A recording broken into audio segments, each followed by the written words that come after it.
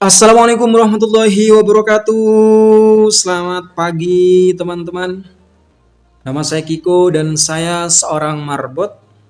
Menurut saya, hari yang paling indah itu adalah hari Jumat teman-teman.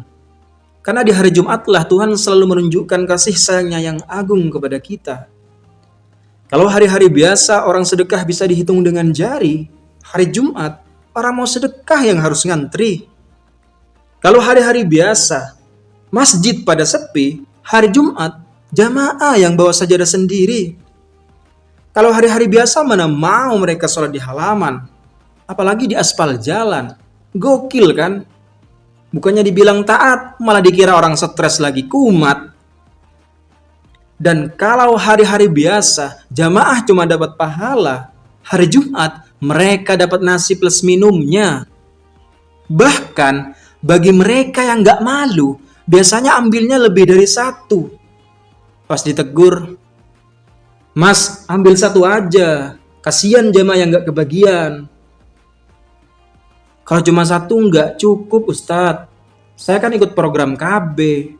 2 bungkus cukup. Emang masnya udah nikah? Belum, Ustadz. Satunya untuk kodam saya. Kodam saya Tamboikun soalnya. Buset. Pantesan satu nggak cukup. Karena tiap Jumat mas-mas ini ngambil 2 bungkus terus, akhirnya saya laporkan ke Pak Mahrus. Pak Mahrus itu ketua takmir saya by the way.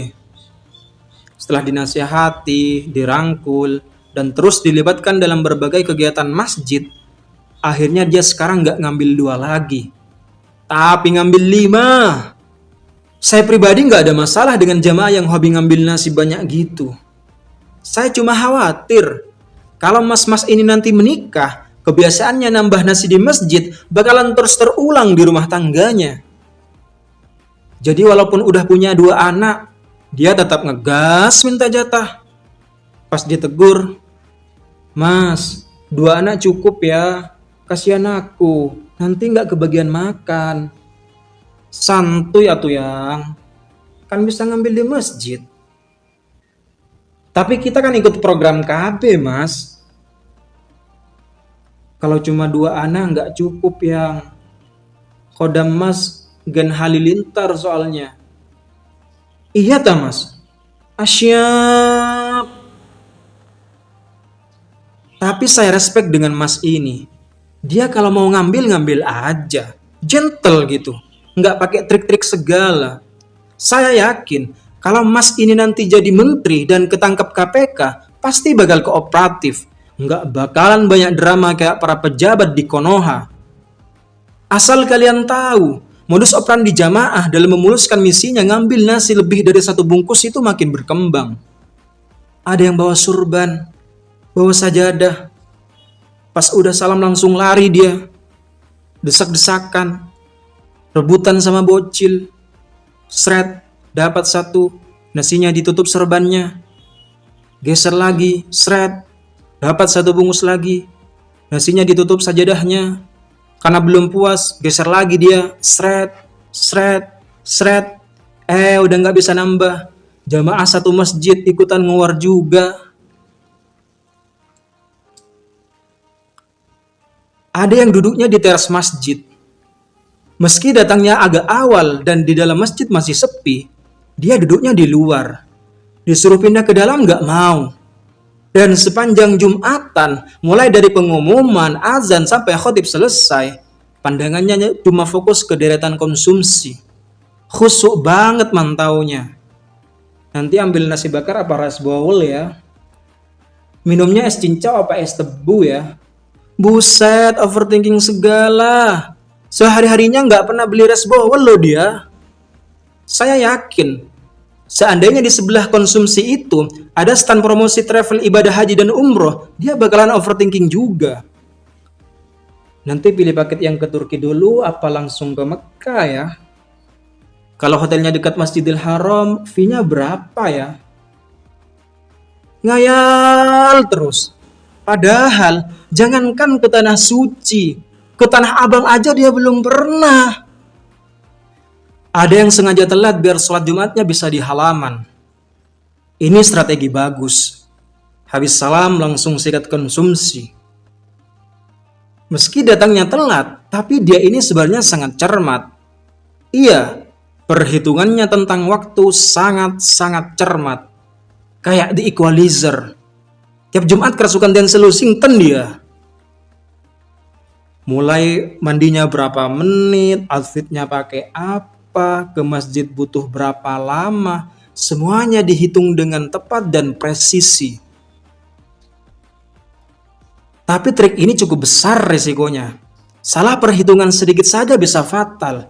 Bukan cuma nggak kebagian konsumsi, tapi ketinggalan sholat Jumat juga. Udah dosa, nggak dapat makan siang gratis pula. Perfecto, kata Pak Prabowo.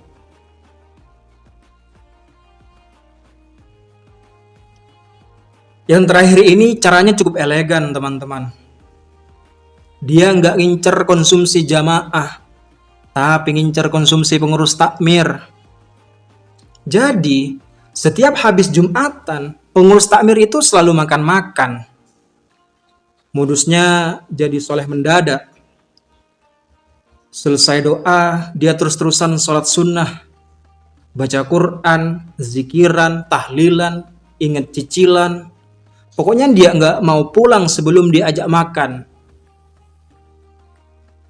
Karena udah pegel, dia pura-pura lihat kalender. Tasbihnya diputer-puter. Kok belum diajak makan aku ya?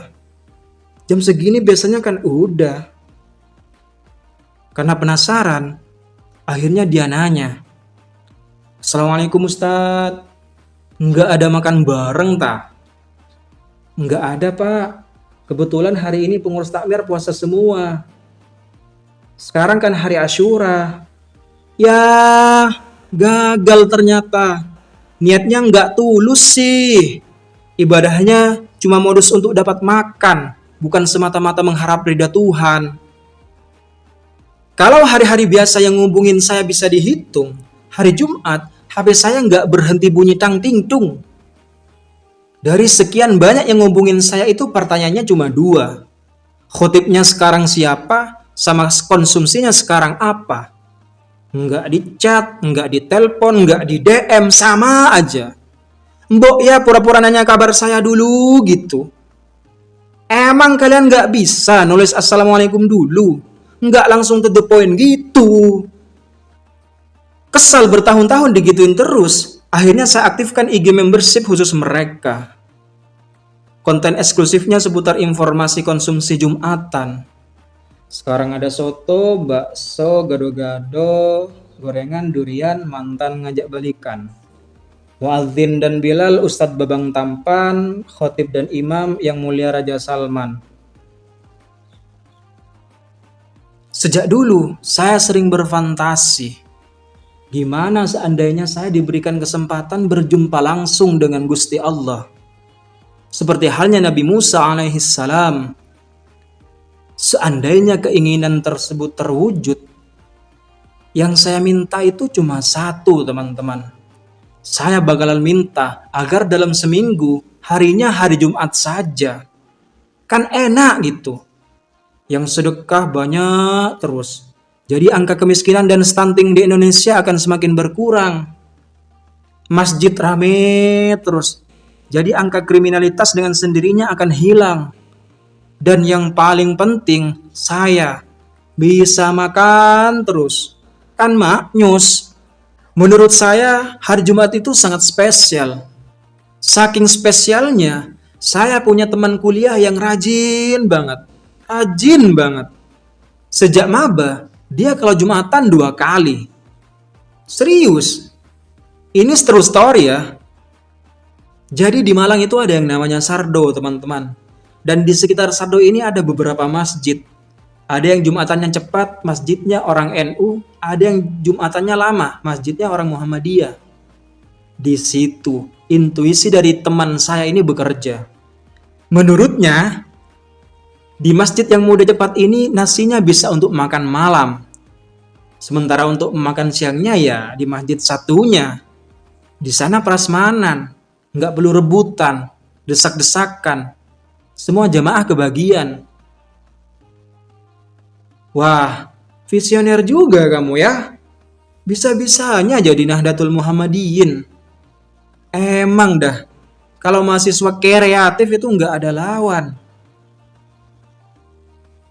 Tapi saya salut banget sama teman saya ini. Di tengah masih banyaknya umat Islam yang nggak Jumatan, dia sanggup 2 kali loh. Makanya tiap bercanda saya sering bilang ke dia, bro, setelah lulus kuliah nanti kamu terjun ke dunia politik saja. Langsung nyalak nggak apa-apa. Tak doain jadi menteri kamu. Dia cuma senyum-senyum. Serius bro, saya yakin kamu jadi menteri beneran. Kamu kan pinter, wawasannya luas, relasinya juga lumayan.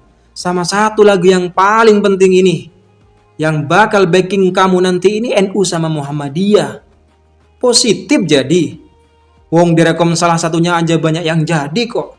Apalagi direkom keduanya bro, langsung jadi Perdana Menteri kamu. Nama saya Kiko, terima kasih. Assalamualaikum warahmatullahi wabarakatuh.